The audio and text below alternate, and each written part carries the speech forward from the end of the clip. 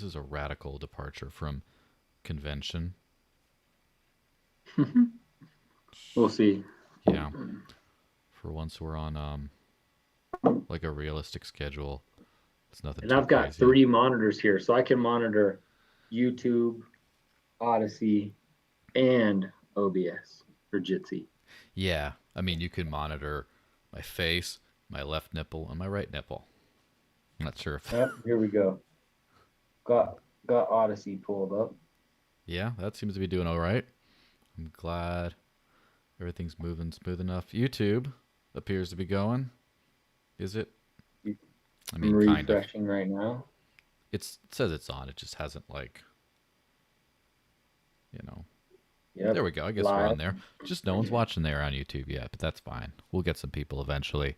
Um, Might be a good sign that no one's watching on YouTube. well, 2 people are watching on Odysee, which is great. That's like you and me. So that's pretty cool. All right. Well, Cool. anyways, hey, everyone, or lack of everyone. It's a glorious day today, also known as Friday, the end of the week for a lot of people. For me, work just never ends. I'm just constantly doing stuff. That's what it is. That's how you know you have a lovely, fulfilling life. But yeah, so this is going to be a kind of a little bit more of a just winging it type show because I didn't get the headlines dispenser in time. But that's fine. We know what we're talking about. It's going to be a good one. And yeah, let me just now we have 2 people watching on YouTube. Why don't we just roll the intro thing and then yeah, we'll get going.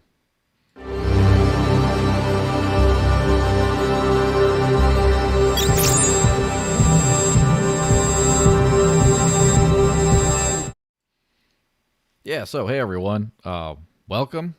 I have with me the wonderful, fantastic, as always, Spencer, also known as Kodaks. How's it going, man?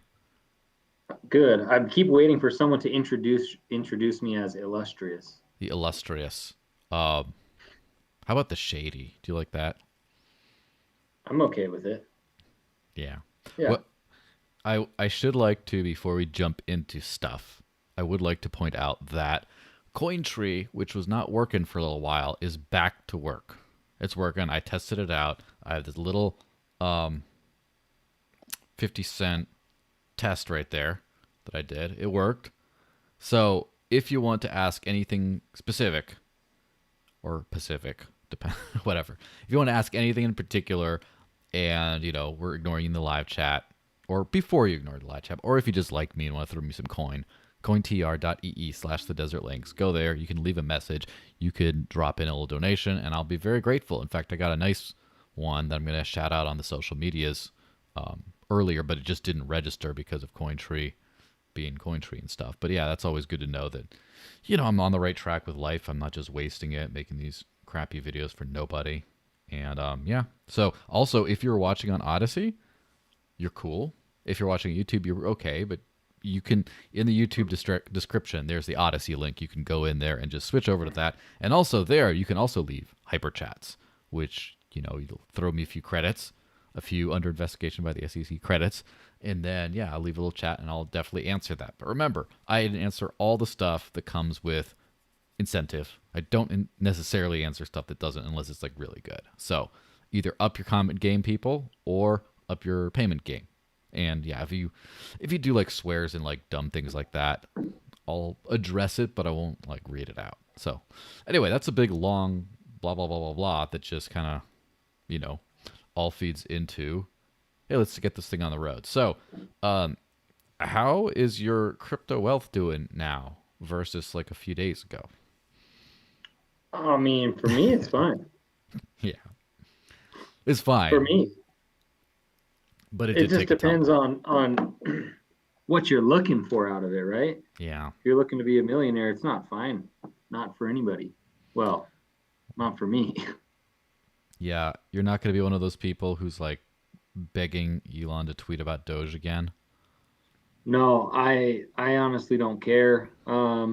I think if he tweets about Doge and Doge goes up or Bitcoin goes down, um, I'm one of those people that has the opinion that it's somehow like strengthening, right? It's like some type of attack on the network Mm-hmm. in a weird way. Yeah, And so, I already did the I called it the inoculation event, where Yeah. basically by doing that stuff, he's inoculating the market against that kind of nonsense. Because just by using it up, it's like you're spending all your ammo on this kind of nonsense, and so there you go. So I'm kind of glad he did it, but it's kind of funny to see the crazy, pumpy, whatever the hell stuff.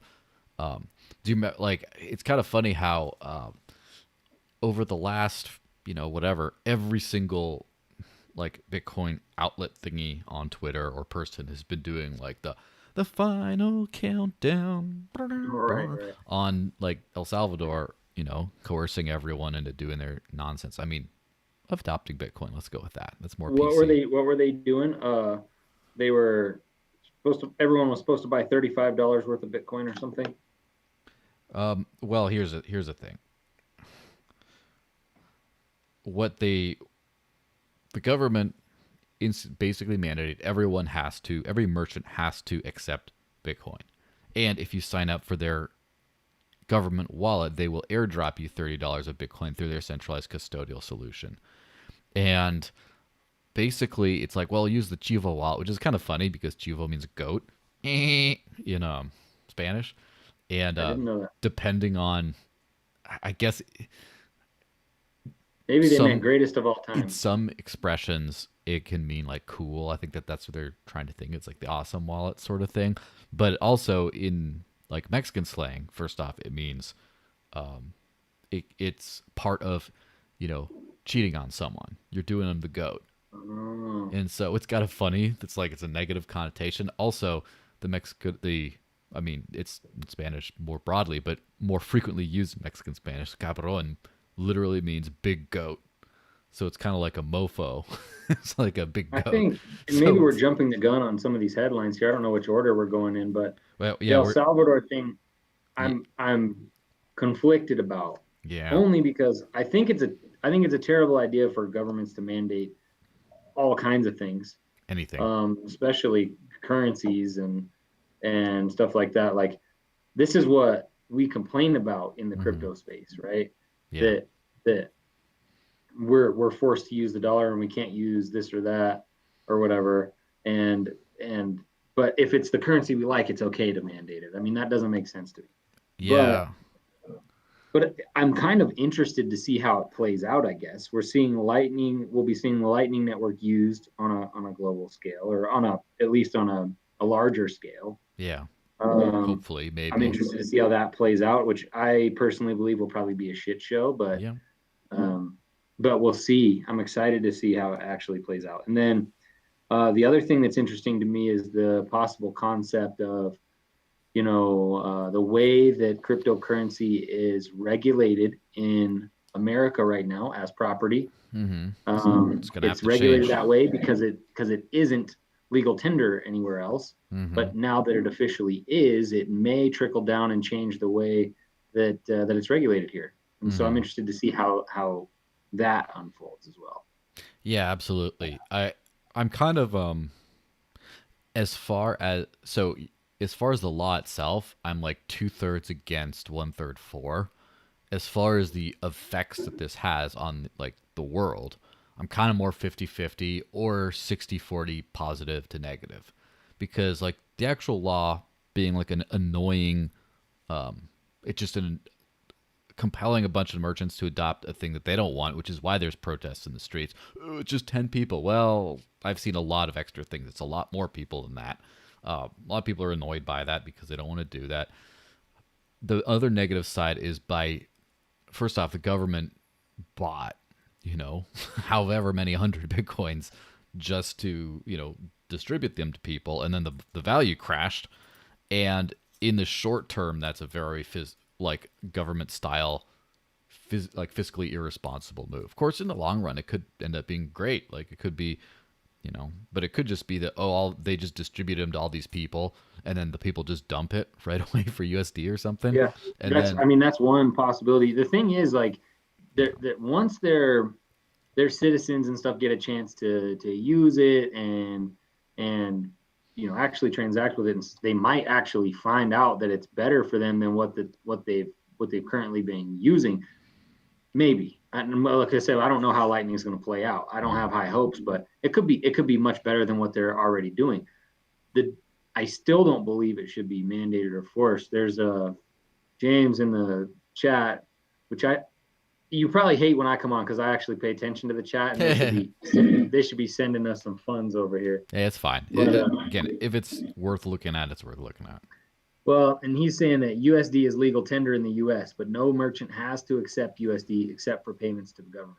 Try to rent a car with USD cash, not going to happen. They only accept credit cards that are tied to a bank, that are tied to your identity, and can be forfeited. I mean, you're not wrong in the sense that they only accept credit cards. I mean, they do it for the purposes of, how do I want to say this? It's like when you go to rent a hotel, they do it for collateral, essentially. Yeah. They want to be able to charge you if you break something. It's funny. For online stuff, I have done like bought on the spot prepaid Visa gift credit for that stuff, and like for like gym membership type things. Although Planet Fitness wants your bank account information, they want your routing number. Right. They don't want which is a little bit creepy.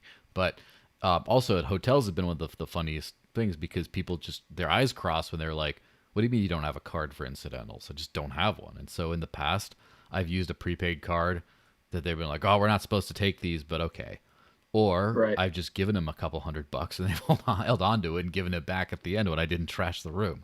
So there's ways around. I've had that as well. But the credit system is definitely overarching. But so as I was saying with the El Salvador thing, obviously there's a bunch of things wrong with the law, and it's interesting that getting everyone to use the Chivo wallet, which is a centralized custodial solution, it might be just another way to basically get all the citizens of the country under one controllable, surveillable, centralized service rather than before where they're doing anything else. I have a question for James, actually. Yeah. So I see what he's saying about the USD cash, but regardless of whether we're talking cash or not, the distinction is USD in general, right? So even though they only accept credit cards, they're still accepting USD, so to speak.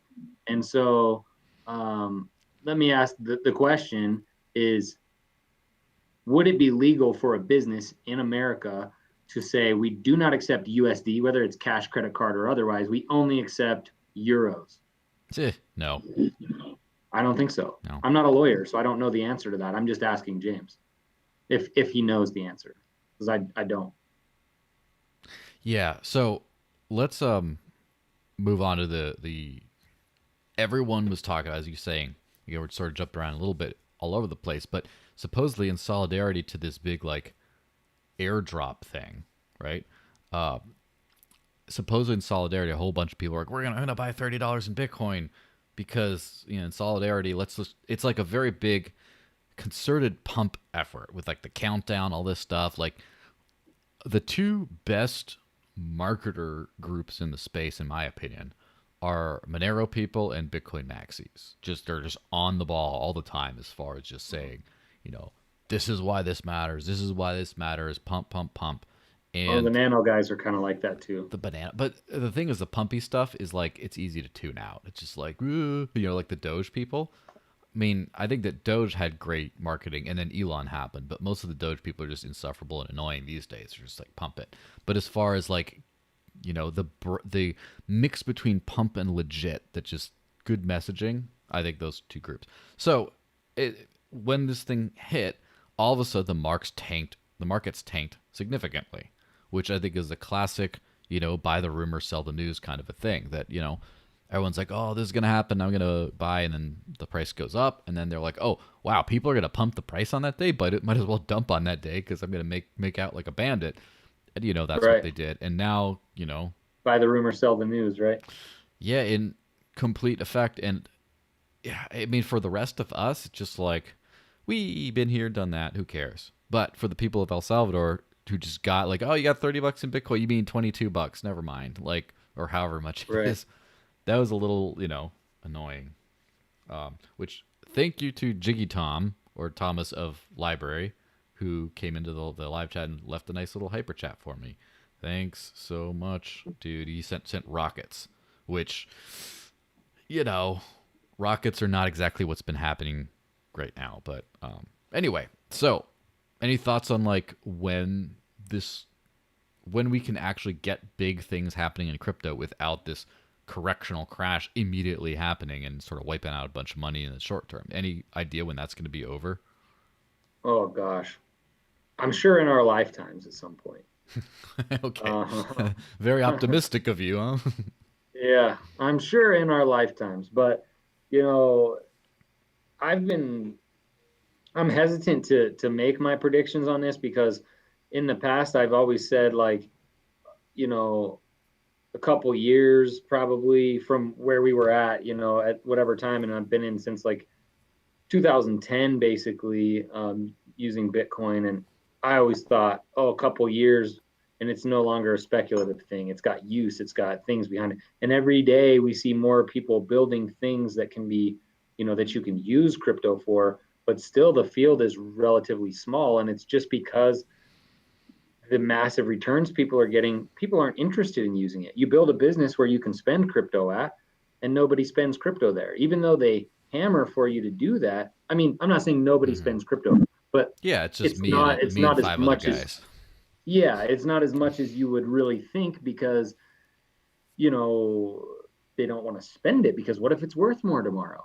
Hmm. And so it's hard to find a group of people that legitimately want to use cryptocurrency. And so I'm not saying there's not any, again, because there are plenty, and it's more prevalent in certain coins than it is others. I don't think that BTC is one of those um, communities where people genuinely want to use it. In fact, their thought leaders have also said, don't use it. Yeah, but then they say do. And it's a little Right. weird that there's a little bit of a mixed messaging on that kind of stuff. But yeah, it'll be Yeah. fun to see how this whole thing shakes out. What are we on to next? So CBDCs, specifically, or FBDC, Facebook digital currency, right? Libra. Yeah. You remember Libra from back in the day? Oh my gosh. And then there's just all this like wringing of hands and, oh, it's going to like replace all these crypto. They're getting to it like right away. And then it's since been rebranded Diem. I do remember in particular. So just the news thing real quick is they're Mm-hmm. struggling to win over officials in Washington despite rebrand because the U.S. Regulators have been very big on stopping this thing from happening, basically. And so it's basically because it's a centralized stablecoin solution thingy that Facebook wants to do. They've just stopped in its tracks, just going nowhere. So, first off, any instant thoughts on that? Um, yeah. Instant thoughts. I'm not surprised. Uh, I don't want to. I don't want to down talk the project too much because I think that, to be honest, and this may be unpopular opinion, I think that it could have some value, um, if it ever gets to launch. Mm. Unpopular opinion aside, I'm not surprised that Facebook is having trouble convincing regulators to let them control more data. And more Um, piece I of the mean, we've pie. we've Not. seen the breaches in Facebook, right? We've also seen the hilarious Senate hearings where senators try to ask questions, computer related questions, and they don't even understand how computers work. Um, but anyway, it's very obvious that the 75 and 80 year olds in Congress, all of them that we have, are very skeptical of Facebook, and they have a right to be. Mm-hmm. Um, I'm skeptical. I am too. I am too.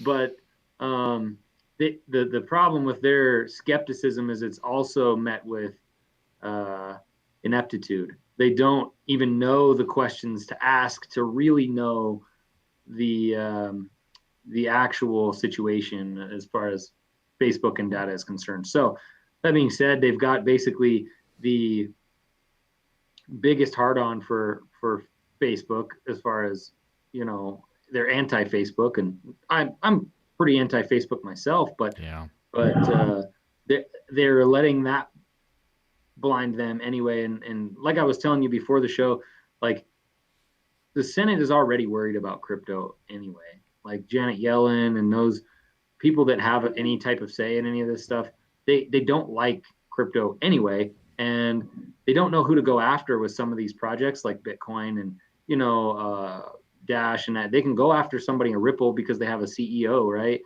But and even then doesn't seem to be doing very well for them. right, Um, exactly. And so with Facebook, somebody that let me. has other businesses that it's not an all or nothing for them. If they don't get to launch Diem, Mm-hmm. they're going to be fine. So the regulators can know where to apply pressure and say, this isn't happening until you're fully in compliance or Yeah, that whatever makes sense. compliance even means to them. They have never even made that clear up to this point. Well, let me just interrupt because we did get a super chat, which is kind of funny. 5 cents in Bitcoin Cash swears and dumb things. Anonymous. Quite poetic. Nice. Thank you very much. All right, back to the conversation.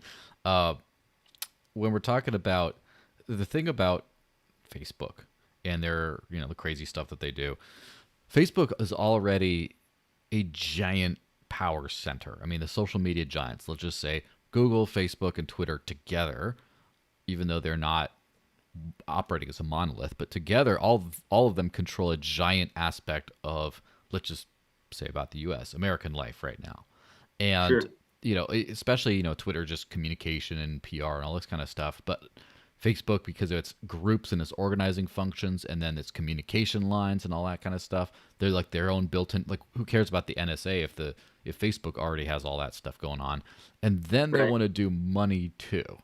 So what if Facebook controls the money and the flow of information and the organizing and all the data? Like, what does the government have left to control? Now you're starting to see, if something like this got away from them, then you're starting to see an area where the only thing that the US government has over them, other than just old school jurisdiction, is like guns and stuff. But then it's like Right. a relatively trivial thing once you control all the money, all the data, to just start rolling out the army of Facebook and take over the US. Of course, I don't think that's the way it would happen or anything, but you can see why No. they see this as a big threat. It's not like, let's just say the Bitcoin Core developers. It's not like they have any power whatsoever over Right. almost anything that the government does, except for, let's just say, the Federal Reserve doesn't like it because they're creating a money that, but Hmm. they're not the payment processor. They're not, the store of data. They're not a whole bunch of stuff. And they're just, it's kind of too loosey goosey. It's not one group controlling everything like it would be with Facebook. So yeah, no wonder they're a Right. little bit, a little bit up in Yeah. arms about And, that and stuff. I'm not saying that it's unfounded at Hmm. all. I just don't think that the way I look at it is there are already other projects doing the exact same thing. So to hold Facebook back just Hmm. because they don't like Facebook to me seems not, it seems unfair. It seems like they're not regulating equally across the board, right? Oh, And government not that's the regulating equally I across know, the board? Who would ever I do know. such a thing? But Heresy. that's the issue that I have with it, honestly, is I think if everyone else can do it, Facebook should be allowed to also. That doesn't mean that I'm going to use their coin, and it doesn't mean I'm not going to. And like I said, unpopular opinion, I do believe that it may have some value Hmm. in a certain aspect. They have a very large network effect. I could see it doing some positive things. I could also see it being used nefariously, and I could also seeing it over promising, under delivering. I could see all kinds of situations, but the point is, why stop it in its tracks when we don't know what it looks like just because it's Facebook? I mean, other companies are doing it. Companies that have no reputation whatsoever, um, are doing the same thing. Now, of course, I have the opinion that like the decentralized approach is the best because then there is no entity that you have to worry about being corrupt, right? Like it Yeah. takes Google's slogan of "Don't be evil" and turns it into "Can't be evil." Hmm. Which is, That's kind of that's like the the ideal library's situation. approach. Yeah. So, um, next on this list is very much just rolling into the same thing about regulators have been really slow to start with crypto. And that's something that like some people were pointing this out like a year or so ago about how slow it is. And now that there's actually, infrastructure bills coming through trying to do all this stuff and people are all upset about it. I have to say, like, man, it took them a long time. It took them a dozen years. It took them, Coinbase being the number one app in the App Store, or multiple times. It it took them literally nations adopting it as legal tender plus other things, and then they're like, "Hey, yeah, we might want to write some laws about this stuff." It's got a little slow, huh? Sorry, I was reading the chat. I missed. Yeah, you're absolutely right though. They're slow to do everything. All governments do is react, right? Mm-hmm. They're hardly ever proactive, and when they are, they get it wrong. Um, so I'm not surprised that Mm-hmm. they're behind. It's the old adage how it goes. First they laugh at you, then they ignore you, then they're however it goes. I'm Yeah. probably misquoting, but I mean we've seen that play out, right? Exactly with cryptocurrency, and they're at that point now where they ignored it for whatever, however you said, 12 years or whatever, Mm-hmm. and now they're starting to go, oh shit, we need to get a handle on this. We need Yeah. to start regulating it this way. We need to start taxing it this way.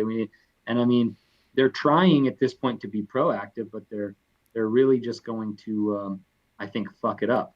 Hmm. As Hill says in the chat, fortunately, fortunately they laughed too long. That's fortunate for us and unfortunate for them. Yeah, they laughed too long, a little bit too far behind. This is a beast that you can't really control and was meant not to be. And I don't say that. I know a lot of like older people I've talked to about cryptocurrency hate that aspect or fear the aspect that it when you say it can't be controlled. And it doesn't mean can't be controlled in the sense that like how do I explain this? It's not like a Terminator. It's not like a rogue AI running away, Yeah, just steamrolling skull after skull. It's like it's a tool that people use. And so just because we can't have a centralized entity control it doesn't mean right, we as a human species can't do anything about it because we right. can. We use it. We It's are like crypto. the same when I say can't be controlled. I mean, you guys, most of the people listening to this podcast or watching this podcast understand what I mean, but I just want to explain in case somebody who doesn't really understand what I mean happens upon it. It's like when you say it can't be controlled, that's like saying like the growth of plants around the world can't be controlled. I mean, it can be moderated in some sense. We Or can the growth of farm. coyotes because they're even in Yeah, downtown Manhattan. They're everywhere. They I used just to be mean like the just in the growth of plants Southwest. in They're general, or the everywhere. growth of whatever. Like you can't just decide you can't grow any plants anymore in the world. Like it doesn't work that way.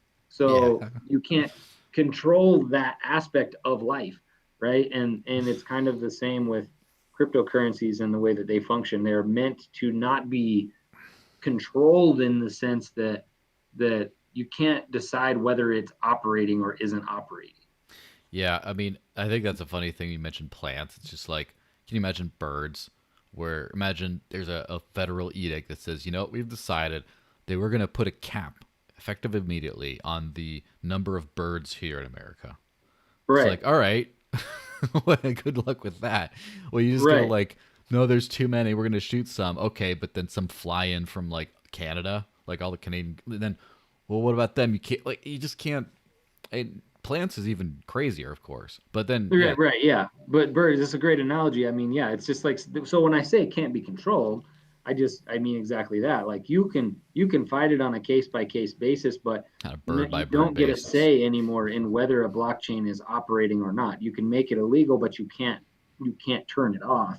And Mm-hmm. so that's I mean that's part of the beauty of it, right? But I don't mean it in any nefarious, scary way, like it's going to take over and you're not going to be able to choose what you do with your money because it can't be controlled. Like that's not what I'm saying. And like I said, most people watching this podcast understand that. But James, yes, exactly, it cannot be forfeited, right? That's kind of the idea.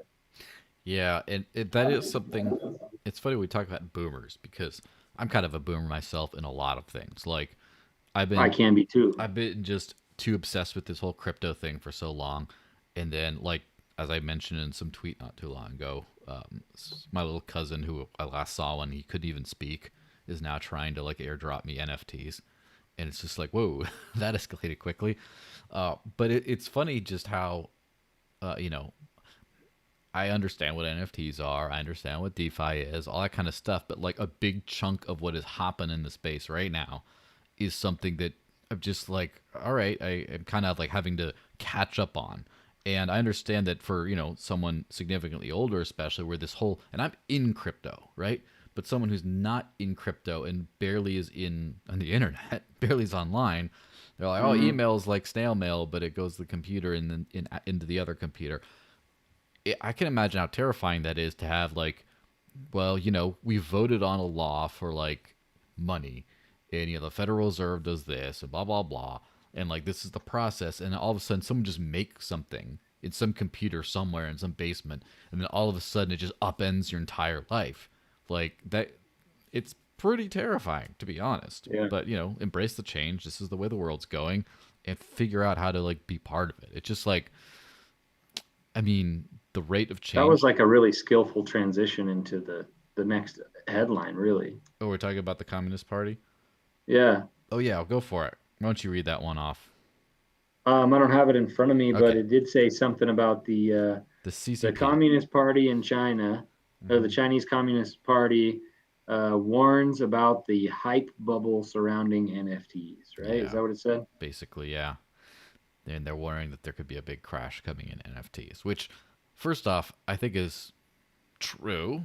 You know, I think NFTs are a huge explosion in innovation and cool stuff that has gone way beyond what it can Yeah. actually do today. Like, Like it's, like the ICO boom, right? yeah, it's Like I think that analogous to NFT, the yeah, I ICO agree boom. with you. NFTs are super valuable in the sense that, like, I think there's some use there, and maybe even some use that we haven't quite discovered yet. Hmm. Um, but that doesn't mean that every NFT is worth everything that it's worth right now. Like, I don't know if you follow Gary Vaynerchuk. I Oh, yeah, don't, but I I see a do. lot of him on my Twitter, and he did the whole V Friends thing on I think it was on the Ethereum blockchain, NFTs of Hmm. like drawings that he's drawn and sold, and it was like he made like $1 billion or something crazy. Yeah, And he's an interesting guy because I've sort of followed him a little bit here and there because I kind of like his no nonsense approach to business and stuff. He's become a little bit of a meme in the entrepreneur community anyway, but he's a cool dude, and specifically his big thing is he's a flipper. He's like early Roger Ver style, like memory dealers, you know, buy a whole bunch of like CPUs and stuff and resell yeah, them, like eBay reseller. That's like in his blood. And so collectibles, of course. Like, oh, I go to an old like yard sale and I see this little thing and I put it in on eBay. I realize I can like flip it for a bunch of money and make a bunch of money. So he sees the same thing with NFTs, whereas this is something that's unique and rare and collectible. And he understands the economics of it in a visceral way that, first off, I think you have to be born with a talent to a certain extent. But sure. also, I think that you have to be, he just sees the potential and is just jumping right into it. And is from years of pricing rare items and collectibles and having that as part of, you know, his income in his life. It's kind of interesting how he gets it because NFTs as a tech, you know, he got into Bitcoin and then the Bitcoin SV people invited him to the conference and he's like, "Sure, I'll go speak." And then Twitter went and then he backed out of the conference cuz like, "I don't know what's going on here."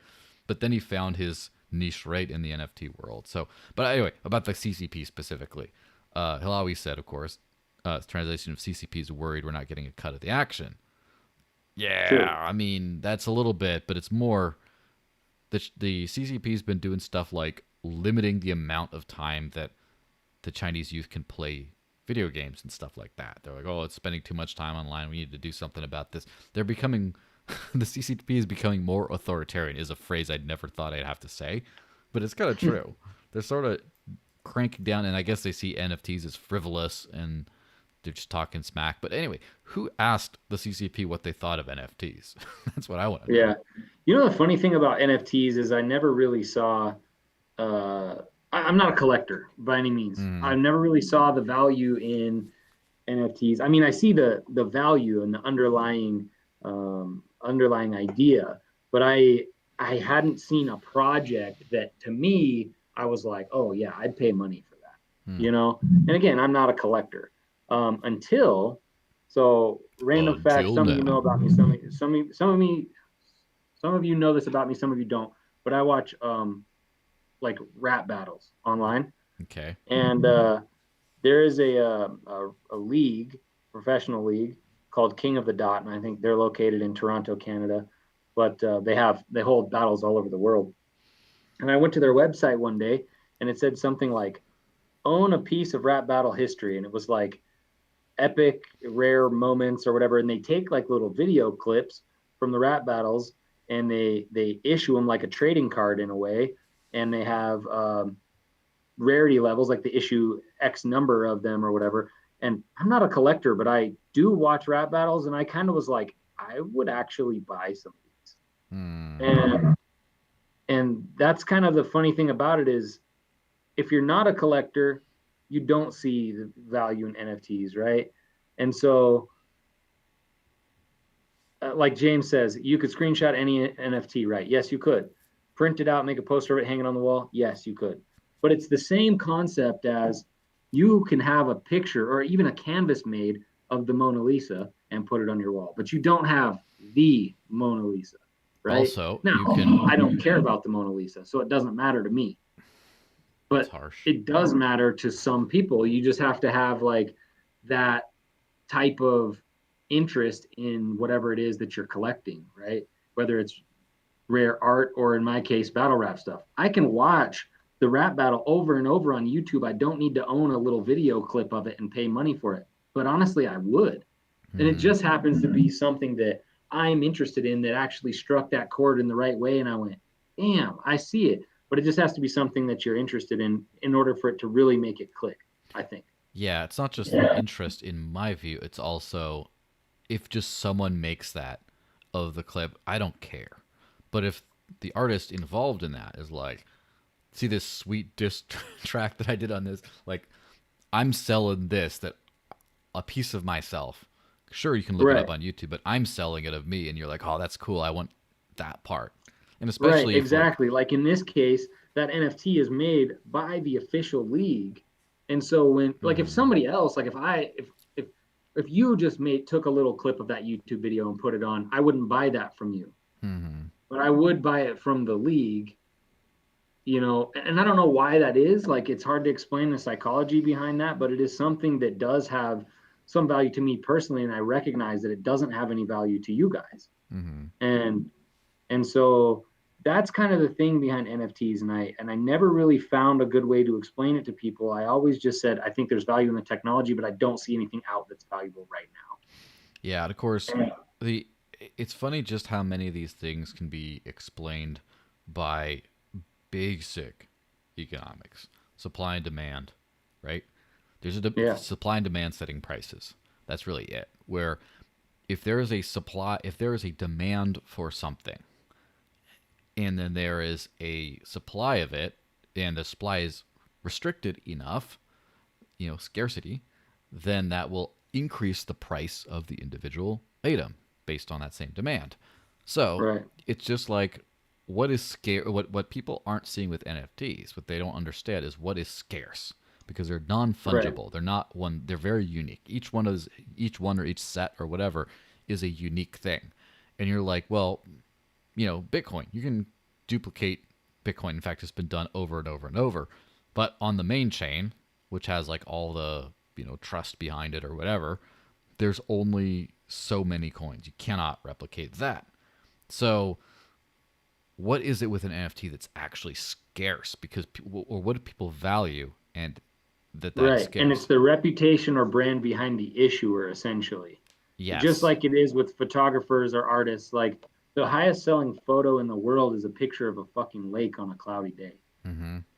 It was like millions of dollars. The next highest selling photo in the world by the same artist, I believe, is a picture at a dollar store. Just a picture of the like racks Mm. of dollar shit. Yeah, that's Like kind of dumb, but whatever. It's it's not on no, me to it's say super it. dumb. If you look at the photo, I looked at it, and I'm not a photographer. I'm not interested in photography. I look at the photo and I'm like, I wouldn't pay $2 for that photo, let alone several million. Like Mm-hmm. it doesn't make any sense to me. But that artist, whoever he was, built up his reputation within the photo community. I could go take that exact same picture from that exact same bench, and nobody's buying it from me for that amount of money. But he took that picture, and that's why that picture is worth money. It's Mm-hmm. just the same with the NFTs, and like we were talking about, like you wouldn't necessarily buy a clip of a song from from me. Like if I took a clip of an Eminem song and I was selling it as an NFT, nobody's buying it. But if Eminem took a clip of an Eminem song and put it out, Yeah, that might be worth some money. that's true, and that's what's scarce is the artist's intent. Now, Right. we've seen this though in the beginning stages of the NFTs, where some people have done stuff like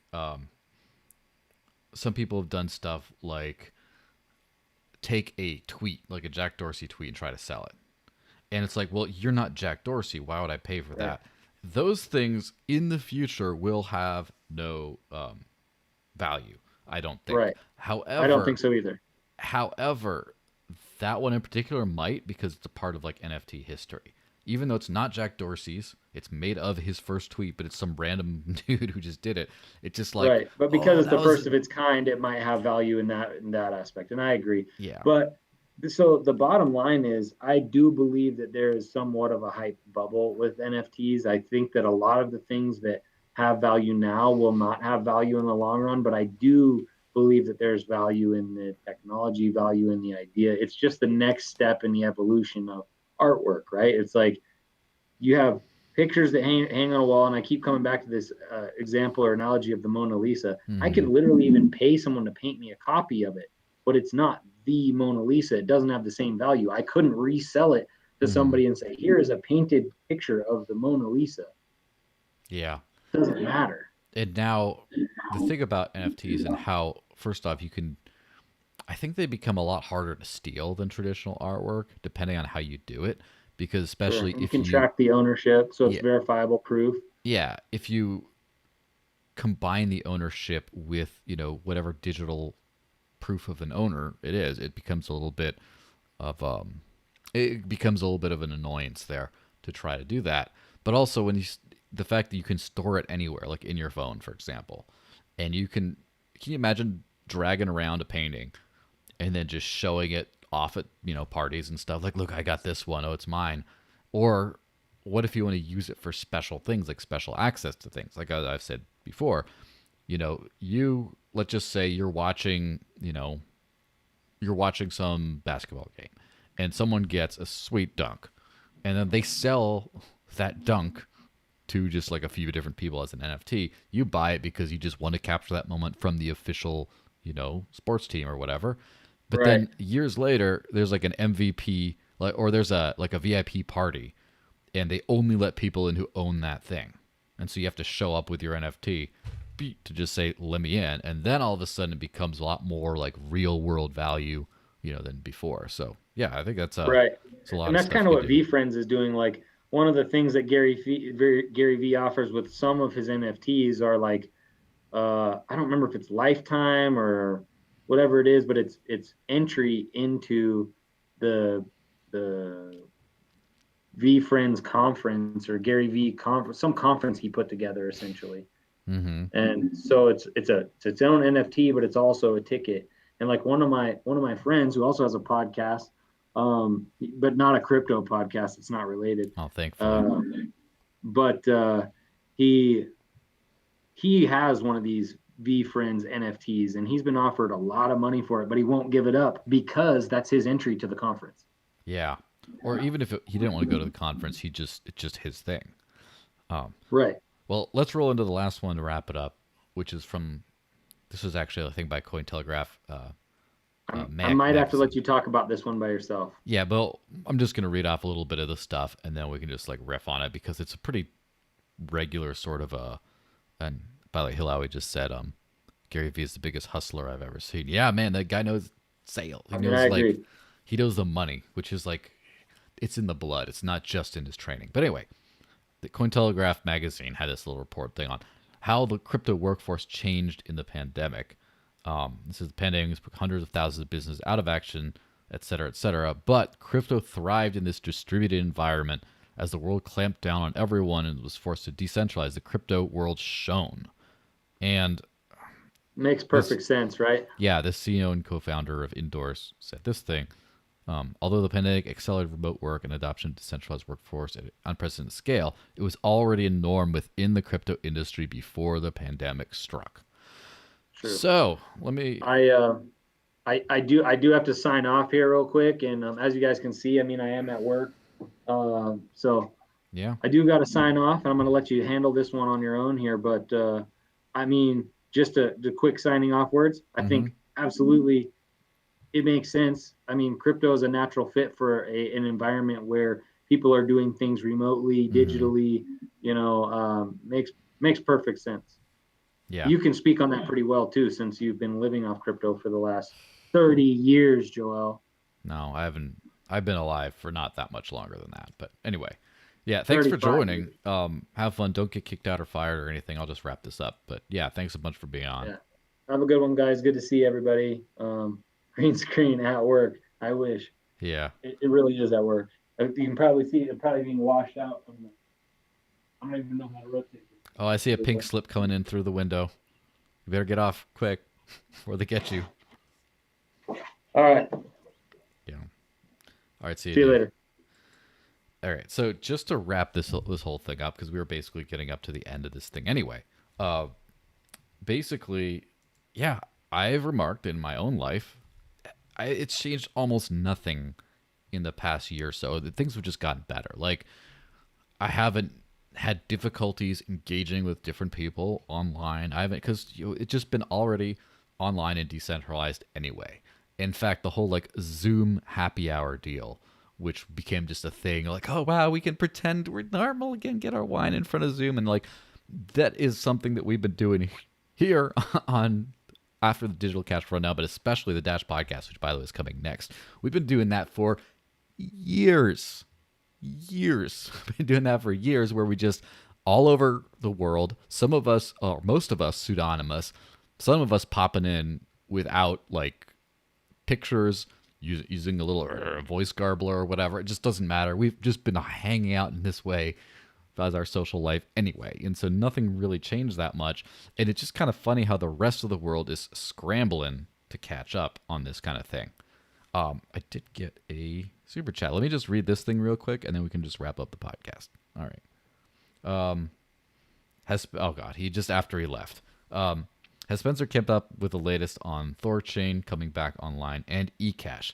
Does he have a take on how Ecash is doing a proof of work consensus version of Avalanche on a sidechain? Well, it's specifically targeted towards Spencer, unfortunately, so he's not here right now. But I'm sure we'll find a way to get his take on this or whatever. But yeah, Thorchain will hopefully be back online pretty soon. I think it is for certain pairs. They're doing after all the nonsense that they've dealt with the the chaos net and breaking things too fast and all that. Yeah, hopefully pretty soon. Ecash is interesting, as I have mentioned before. Ecash, of course, is the Bitcoin ABC, which is a fork of Bitcoin Cash, which is a fork of Bitcoin, and they rebranded Ecash, multiply the denomination by 1 million. So, for example, I got a 1 BCH ABC tip that is 1 million Ecash. You know, not to be to like impress anyone with my whale games here. It's very small. But yeah, I mean, I don't know how long I'll hold it anyway. But just, I think it's an interesting thing. It's basically, for the longest time, I've been a fan of Dash specifically. Of course, it's on the shirt. I'm doing the Dash podcast right after this, and not just for whatever reasons, for reasons where I think that the mix got a lot of things right. Right? It's not just, oh, we're gonna do a single feature and do something different, Whereas we're going to solve governance, we're going to solve scaling, we're going to solve incentivization, we're going to actually make this thing useful as digital cash, all that kind of stuff. And so projects that do similar things. Like, for example, that's something that sort of piqued my interest in Horizon, then called Zencash, was their Dashify Zcash kind of, idea of doing things. And then, of course, they ended up pivoting to a sidechain platform and Zendu and all that stuff. But yeah, it's something like that. About, I don't know exactly what I think about Ecash, but I know they have protocol level development funding, which is a must these days. Although it's in a centralized way, it's not really a DAO, but it is what it is. And they're trying to work on, a base kind of a proof of work, proof of stake type hybrid, I believe, which, makes sense to me too. I don't really like pure of either ones as much.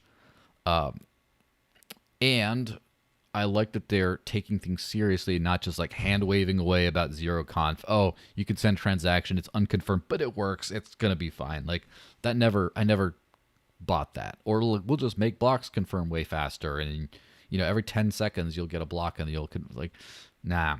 I like that they're actually trying something else, and I do also like the build something on top that doesn't mess up with a base money layer kind of thing. It's also very Dash like instant send with Dash is on top of base Nakamoto consensus. So if for whatever reason something happens to the masternodes, your transactions still go through like normal, like a normal crypto. And so it'll be very interesting to see how things progress from there. That's all I'm saying is it'll be pretty interesting. And maybe I'll have some other people on that in the future. But anyway, thanks everyone for watching. Or listening, whatever. Again, don't want the audio only people to get cranky when they're listening to this next day or whatever.